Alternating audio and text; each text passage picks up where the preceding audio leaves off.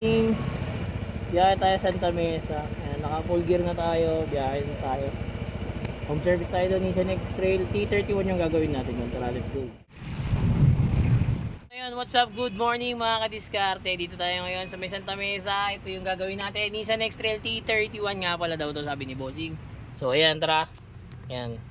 Actually, nabaklas na daw ni Bossing kasi tinesting niya daw kapon, tignan yung stereo niya, pero ayun, wala na daw talagang pag-asa. So ito, papalitan na natin. Ito na yung wiring niyan, mag-wiring na lang tayo. Ayan, sundan na lang natin yung mga Bossing, mga kadiskarte. Ayan, umpisa natin ng maaga para makarami tayo. Okay, let's go! Tapos na tayo mag-install mga Bossing, mga kadiskarte. Ito, 7 inches Android with reverse camera pa rin. Ayan, syempre di mawawala yan. Ayan, napakalinaw, di ba mga Bossing, mga kadiskarte. And then ito nga pala, meron na tong Apple CarPlay and Android Auto. Ayan. Tapos isa pa sa inabil ni Bossing sa atin ito.